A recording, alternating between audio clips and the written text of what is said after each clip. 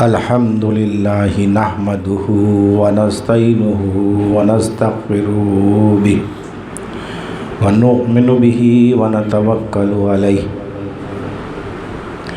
ونعوذ باللہ من شرور انفسنا ومن سیئات اعمالنا من یہد اللہ فلا مضل لہ فلا هادي له ونشهد أن لا إله إلا الله وحده لا شريك له أحدا صمدا لم يلد ولم يولد ولم يكن له كفوا أحد. أعوذ بالله من الشيطان الرجيم. بسم الله الرحمن الرحيم. آمنت بالله وملائكته وكتبه ورسله والیوم الآخر والقدر خیرہ وشرہ من اللہ تعالی والبعث بعد الموت. صدق اللہ مولانا العظیم وبلغنا رسولہ النبی الکریم الامین ونحن علی ذلک من الشاہدین والشاکرین والحمد للہ رب العالمین.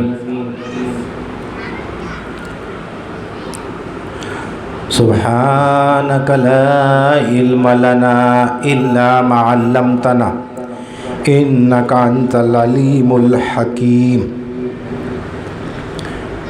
ان اللہ وملائکتہ یصلون علی النبی یا ایھا الذین آمنوا صلوا علیہ وسلموا تسلیما.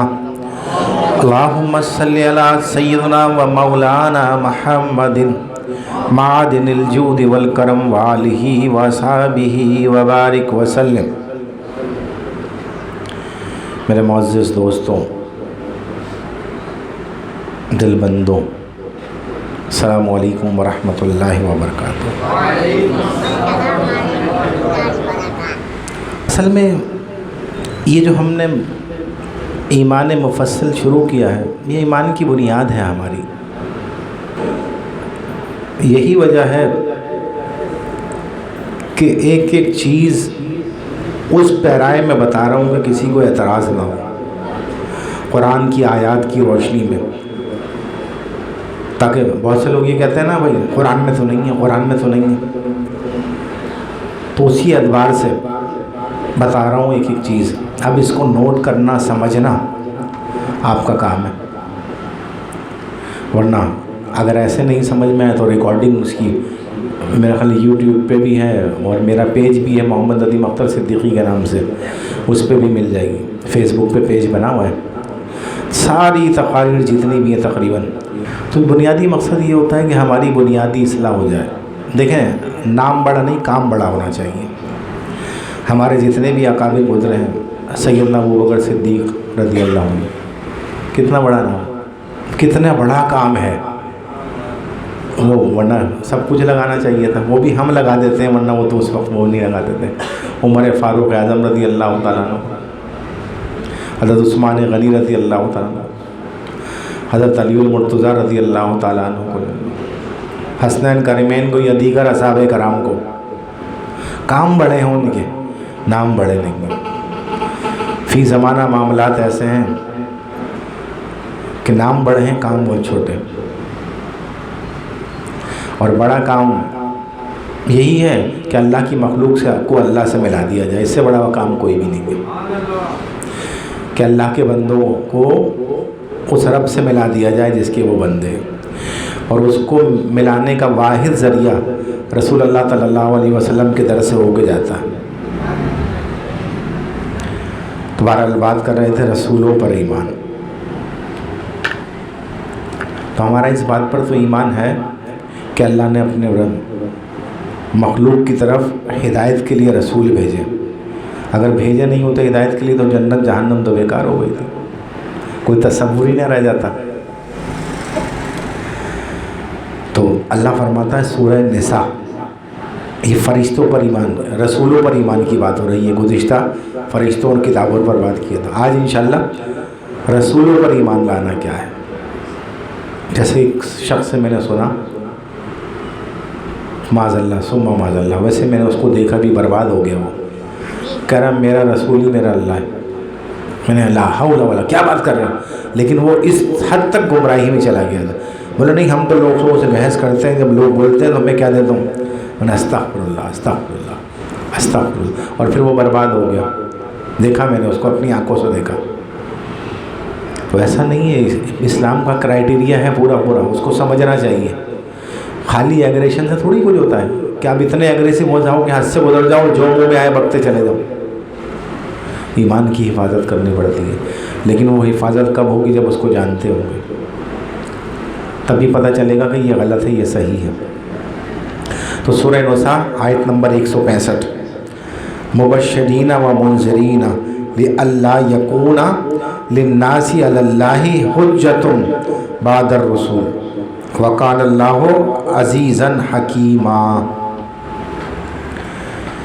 اب یہ رسول کون ہے؟ خوشخبری سنانے والے اور ڈر بتانے والے یا ڈرانے والے. ان کو اللہ تعالیٰ نے یہ بنا کر بھیجا ہے، خوشخبری اور ڈر سنانے والا بنا کر بھیجا ہے، تاکہ پیغمبروں کے آنے کے بعد لوگوں کے پاس اللہ کے سامنے دلیل دینے کا کوئی موقع نہ رہے، کوئی موقع نہ رہے دلیل دینے کا. اور اللہ غالب حکمت والا ہے، یہ اللہ نے فرمایا. تو سارے اسباب کر دیے، اب جو ہیلے بہانے اس کی کوئی گنجائش نہیں رہی ہے. اسی وجہ سے ابھی جو آیت پڑھی، مبشرین و منذرین لئلا یکون للناس علی اللہ حجۃ بعد الرسول، رسولوں کے بھیجنے کے بعد حجت فراہم کر دی ساری. وکان اللہ عزیزا حکیما، اللہ غالب اور حکمت والا ہے. کیا سمجھ میں آ رہا ہے یہاں؟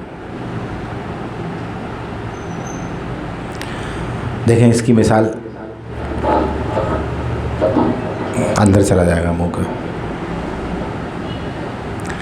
اب اس کی مثال، ایک کلاس ہے، اب کلاس میں ٹیچر ہی نہیں آئے پڑھانے کے لیے، اور پھر امتحان لے لیا جائے تو سب کی زبان پر یہی ہوتا ہے، یار یہ تو کیوں، یہ کیا ہے، یہ تو زیادتی ہے، یہ تو ناانصافی ہے، ہمارے پاس تو کوئی آیا ہی نہیں ایسا جو ہمیں سمجھاتا، بتاتا، پڑھاتا. ایسے ہی ہے نا. تو اللہ تعالیٰ نے اسی لیے اپنے رسولوں کو بھیج دیا، اور رسولوں کے ساتھ ساتھ کورس بھی بھیج دیا. کورس پڑھتے ہیں نا ہم، کتابیں پڑھتے ہیں نا، تو ہدایت کی راہ کی کتابیں بھی بھیج دی 104، 4 بڑی کتابیں، باقی صحائف. جس کی طرف جو بھیجا اس پر وہ عمل کرنا لازم تھا. ابھی آگے بتاؤں گا، آج صرف رسولوں پر ہی بیان کریں گے. وہ لازم تھا. اور ہمارا ایمان ہے کہ ان میں سے اولین رسول جو ہیں نوح علیہ السلام ہے. اب لوگ چوک جائیں گے یہاں پہ، آدم علیہ السلام ہے نہیں. کم و بیش 1,24,000 پیغمبر آئے ہیں، تو اس میں 313 رسول ہوئے. رسول جو وہ ہیں جن کو شریعت دی گئی ہے پوری، اور پیغمبر وہ ہیں جنہوں نے پچھلی شریعت کو آگے بڑھایا، پیغام اللہ کا بڑھایا آگے. تو ہمارا ایمان ہے ان میں سے اولین رسول حضرت نوح علیہ السلام تھے، اور خاتم النبیین حضرت محمد رسول اللہ صلی اللہ علیہ وسلم. جہاں پہ نبوت کا سلسلہ ختم ہو گیا، اب کوئی نبی نہیں آنا، وہ حضور علیہ السلام کی ذات مبارکہ ہے. اللہ فرما رہا ہے سورہ نساء آیت نمبر 165 پہلے بیان کی، اب 163 بیان کر رہا ہوں. اِنَّا أَوْحَيْنَا إِلَيْكَ كَمَا أَوْحَيْنَا إِلَى نُوحٍ وَالنَّبِيِّينَ مِن بَعْدِهِ، یعنی ہم نے تمہاری طرف اسی طرح وحی بھیجی. کس سے کلام ہو رہا ہے؟ نبی علیہ السلام سے اللہ فرما رہا ہے کہ ہم نے تمہاری طرف اسی طرح وحی بھیجی جس طرح نوح اور ان کے بعد والے رسولوں پر بھیجی. اسی طرح سے ہم نے تمہاری طرف بھی وحی بھیجی. سمجھ میں آیا؟ تو اور کیا فرمایا اللہ نے؟ سورہ احزاب آیت نمبر 40، ما کان محمد ابا احد من رجالکم ولکن رسول اللہ و خاتم النبیین. یعنی محمد قرآن میں تو اللہ کا کلام ہے تو اللہ تو محمد کہے گا. ہم کہتے ہیں جب نبی پاک صلی اللہ علیہ وسلم کا نام سنو تو صلی اللہ علیہ وسلم کو, لیکن نماز کی حالت میں نہیں کہنا, بغیر زبان ہلائے دل میں کہہ دو وہ الگ بات ہے. ما کان محمد نبا احد من رجالکم ولکن رسول اللہ وخاتم النبیین. سورہ احزاب آیت نمبر 40. محمد صلی اللہ علیہ وسلم تمہارے مردوں میں سے کسی کے باپ نہیں ہے, والد نہیں ہے کسی کے. کنفرم ہو گیا, والد نہیں ہے کسی کے باپ نہیں ہے, بلکہ اللہ کے پیغمبر اور نبیوں کی یعنی نبوت کی مہر, یعنی اس کو ختم کر دینے والے ہیں. جہاں پیج ختم ہوتا ہے وہاں مہر لگائی جاتی ہے نا کہ اب یہ تمام ہو گیا, تو وہ مہر لگا دی سرکار نے کہ اب کوئی نبی نہیں آئے گا, میں خاتم النبیین ہوں. اور بے شک اس میں کوئی شک بھی نہیں ہے کہ حضرت محمد رسول اللہ صلی اللہ علیہ وسلم سب سے افضل ہیں, اللہ کی مخلوق میں سب سے افضل ہیں. اور پھر الگ ترتیب, یعنی ترتیب کے اعتبار سے حضرت ابراہیم علیہ السلام ہے, پھر حضرت موسیٰ علیہ السلام ہے, پھر حضرت نوح علیہ السلام ہے, اور عیسیٰ ابن مریم علیہ السلام ہے. ٹھیک ہے, قرآن میں بھی ترتیب آئی ہے اس کی, آگے بتاؤں گا. یہ مقام اور مرتبہ ہے, اور یہی 5 خاص طور سے اس آیت کریمہ میں مذکور ہے جو ابھی پڑھوں گا. سورہ احزاب آیت نمبر 7. وَإِذْ أَخَذْنَا مِنَ النَّبِيِّينَ مِيثَاقَهُمْ وَمِنْكَ وَمِن نُوحٍ وَإِبْرَاهِيمَ وَمُوسَى وَعِيسَى ابْنَ مَرْيَمَ وَأَخَذْنَا مِنْهُمْ مِيثَاقًا غَلِيظًا. غلیظ کہتے ہیں گاڑے کو, یہاں کیا ہے, پکا, بہت زیادہ پکا. اور جب ہم نے پیغمبروں سے عہد لیا, اور تم سے اور نوح سے اور ابراہیم سے اور موسیٰ سے اور مریم کے بیٹے عیسیٰ سے, اور عہد بھی ان سے پکا لیا. یہاں تم سے مراد کیا ہے, وہ جو مخاطب ہیں یعنی سرکار دو عالم صلی اللہ علیہ وسلم کی ذات مبارکہ, سرکار سے عہد لیا اور کہا تم سے اور ان سے, یعنی 5 انبیاء سے.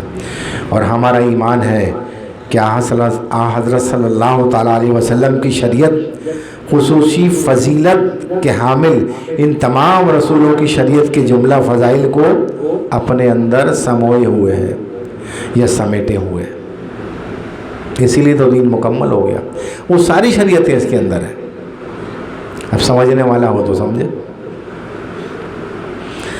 اور جو جانتا ہے عیسائیت کو بھی یہودیت کو بھی, تو وہ جا کے دیکھے جو ان میں حقیقی مسائل جو ابھی تک صحیح ہیں بالکل جو چلے آ رہے ہیں, وہ سب اسلام میں موجود ہیں. جیسے یہودیوں کا ذبح کرنا, جیسے سود کا حرام ہونا, عیسائیوں میں سود حرام تھا, یہودی بغیر ذبح کا نہیں کھاتے جس پر اللہ کا نام نہ لیا گیا, تو اسلام میں بھی تو یہی. اللہ اکبر. اور ہمارا ایمان ہے کہ سارے معاملات شریعت محمدی میں موجود ہیں اگر ہم سمجھیں. تو جب شریعت محمدی آ گئی تو پھر کسی اور دین کی کیا ضرورت, مکمل ہو گیا دین.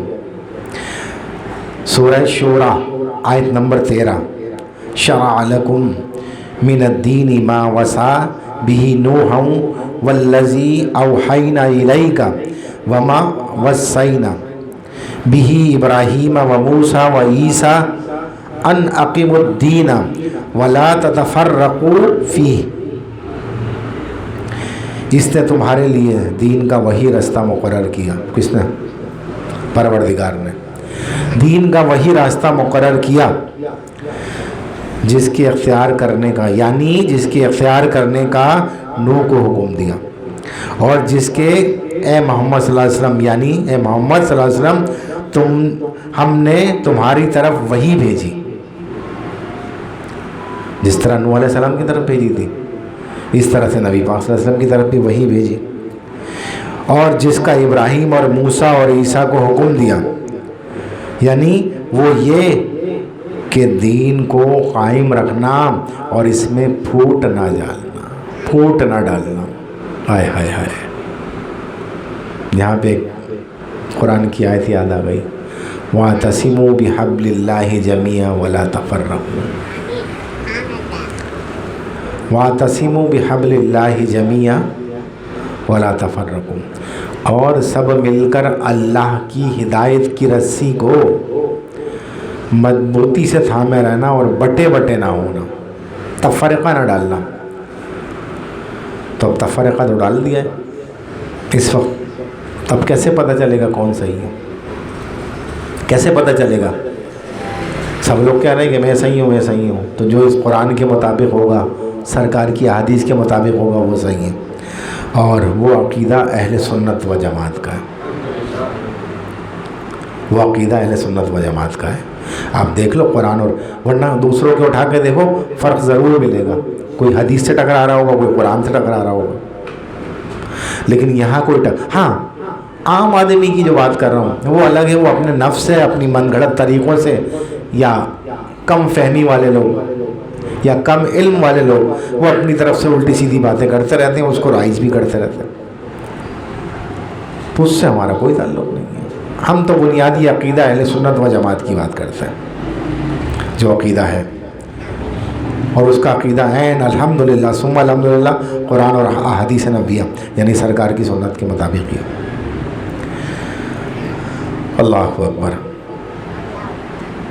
اور یقیناً ہم سب کا ایمان ہے کہ جتنے بھی رسول ہیں وہ سب اللہ کی مخلوق ہے، اور اللہ کی ربوبیت میں کوئی بھی شریک نہیں ہے، اللہ کے رب، یہ ہمارا ایمان ہے، جتنے بھی رسول ہیں۔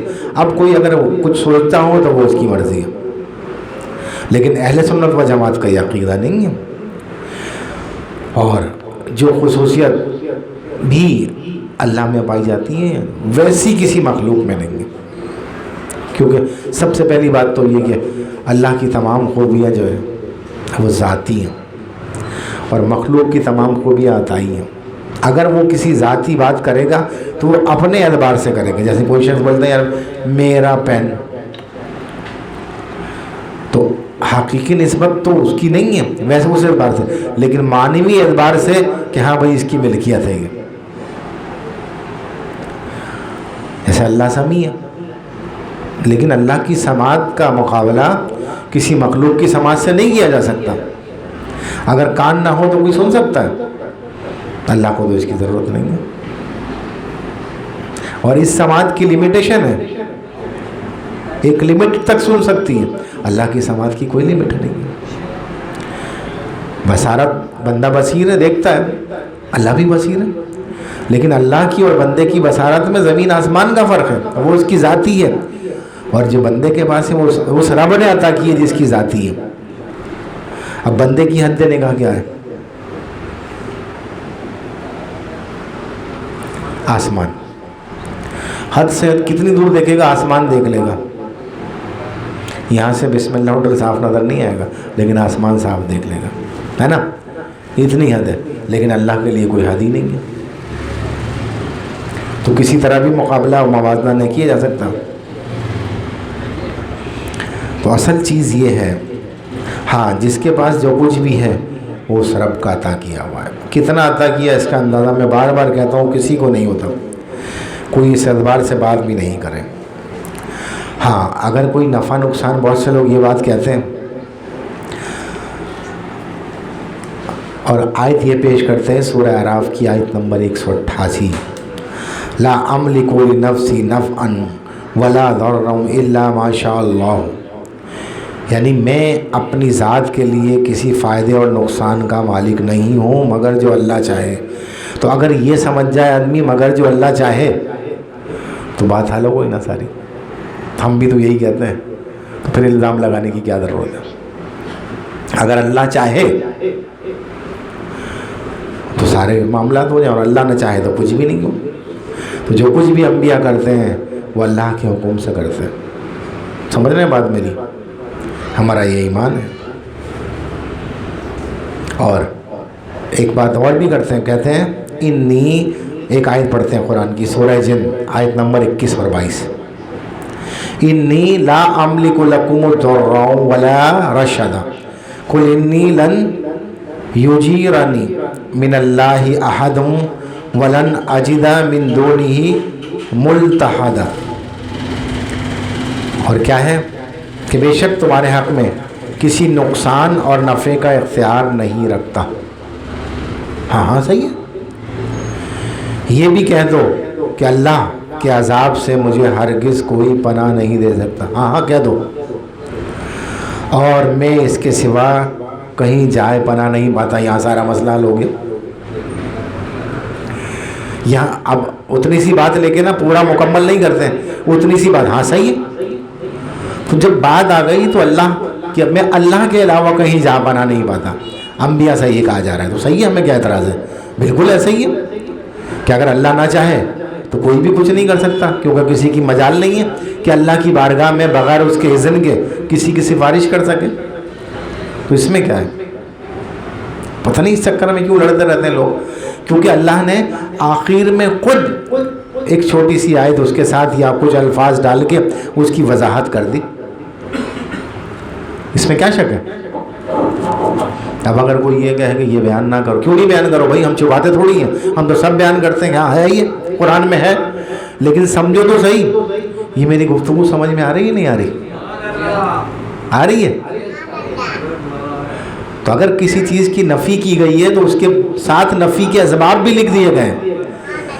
اگر کسی چیز کے متعلق کسی چیز کی نفی کی گئی، نہیں آپ کے پاس یہ نہیں ہے، تو اس کے سبب بھی تو بیان کیا ہے کہ ہاں نہیں ہے بغیر اللہ کے اذن کے. اللہ کے اذن سے سب کچھ ہے. بڑے گھمانے والے گھماتے ہیں. اللہ تیرا شکر.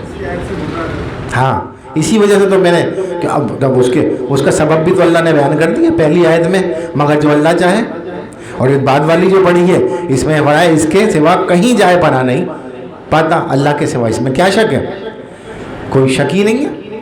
تمام رسولوں نے لوگوں کو اللہ کی طرف بلایا ہے، اپنی ذات کی طرف کسی نے نہیں بلایا. سب نے اللہ کی طرف بلایا. تو بالکل صحیح ہے یہ آیت ہے. اس میں ڈرنے کی کیا؟ نہ ہمارے والوں کو ڈرنا چاہیے اور نہ دبنا چاہیے. بولے ہاں صحیح ہے نا، لیکن اس کا جو ماخذ ہے وہ سمجھ میں آ رہا ہے کہ کس وجہ سے کہا ہے یہ. اللہ اکبر. اور اس میں کوئی شک نہیں ہے تمام رسول جو ہے اللہ کے بندے ہیں، فرشتے بھی اللہ کے بندے ہیں. اور اللہ نے انہیں رسالت کے اعزاز سے نوازا اور ان کی مدح و ستائش کے بلند ترین مقامات میں ان کے وصف اور عبودیت، عبد سے عبودیت ہے. ہاں کبھی کچھ اور نہ سمجھ جانا، یعنی بندگی کا ذکر فرمایا. اولین پیغمبر حضرت نوح علیہ السلام کے بارے میں فرمایا ذریۃ من حملنا مع نوح انہ کان عبدا شکورا. اے ان لوگوں کی اولاد جن کو ہم نے نوح کے ساتھ کشتی میں سوار کیا، بے شک نوح ہمارے شکر گزار بندے. بے شک نوح ہمارے شکر گزار بندے. اور خاتم رسول حضرت محمد مصطفیٰ صلی اللہ علیہ وسلم کے بارے میں اللہ فرما رہا ہے تبارک الذی نزل الفرقان علی عبدہ لیکون للعالمین نذیرا. سورہ فرقان آیت نمبر 1. کیا فرمایا؟ اللہ بہت ہی بابرکت ہے جس نے اپنے بندے پر قرآن نازل فرمایا تاکہ جہان والوں کو راہ دکھا دے، راستہ دکھا دے. اور دیگر رسولوں کے متعلق کیا فرمایا؟ وَاذْكُرْ عِبَادَنَا ابراہیم و اسحاق و یعقوب اولی ایدی والابصار. اور ہمارے بندوں ابراہیم اور اسحاق اور یعقوب کو یاد کرو جو قوت والے اور صاحب نظر تھے. آئیدی ہاتھ ید سے ہے آئیدی، ابصار نظارہ والا، یعنی ہاتھ سے قوت ہوتی ہے نا، آنکھ سے تو قوت نہیں لگاتا نا کوئی. تو یہ مثال یہاں دی گئی ہے. سورہ صاد کی آیت نمبر 45 ہے یہ. پھر اللہ سورہ صاد کی آیت نمبر 17 میں ارشاد فرماتا ہے وَاذْكُرْ عَبْدَنَا دَاوُودَ ذَا الْأَيْدِي إِنَّهُ أَوَّابٌ، یعنی اور ہمارے بندے داؤد کو یاد کرو جو قوت والے تھے، وہ بے شک اللہ کی طرف رجوع کرنے والے تھے. تب یہ کوئی کہہ دے کہ بھائی معاذ اللہ ثم معاذ اللہ، یا داؤد علیہ السلام کی قوت کو تو نہیں مانتا میں، نہیں یار اللہ ہے قوت والا. مثال کی بات سمجھانے کے لیے کہہ رہا ہوں کہ اللہ ہے قوت والا، ان کی قوت کو نہیں. اگر اس کا انکار کر دیا دارہ اسلام سے خارج ہو گیا. نہیں سمجھے بات؟ تو دارہ اسلام سے خارج ہو گیا اگر اس چیز کا انکار کر دیا. تو اس کو سمجھنا بہت ضروری ہے لوگوں کہ جس کے پاس جو کچھ ہے اللہ کی عطا سے ہے. اللہ نے کس کو کتنا دیا وہ اللہ جانے، دینے والا جانے، لینے والا جانے. اس چکر میں نہیں بڑھو گے ان کے پاس یہ نہیں ہے، ان کے پاس وہ نہیں ہے. جو کچھ بھی ہے جب یہ ہے، اور اللہ نے خود آیت میں کہہ دیا قرآن کی، تو پھر تو کوئی مسئلہ ہی نہیں رہا. اللہ اکبر. سورہ صاد آیت نمبر 20 میں اللہ فرماتا ہے وَوَهَبْنَا لِدَاوُودَ سُلَيْمَانَ نِعْمَ الْعَبْدُ إِنَّهُ أَوَّابٌ، اور ہم نے داؤد کو سلیمان عطا کیا، یعنی داؤد علیہ السلام کے صاحبزادے ہیں سلیمان علیہ السلام. بہت خوب بندے، یعنی اللہ کے بہت خوب بندے تھے اور اللہ کی طرف رجوع کرنے والے تھے. یہ بار بار ایک چیز آ رہی ہے اللہ کے قرب کے لیے، وہ کیا ہے؟ اور بندے کے ساتھ ساتھ آ رہی ہے. بتاؤ اتنا سمجھ آیا؟ سمجھ تو آ گیا ہوگا.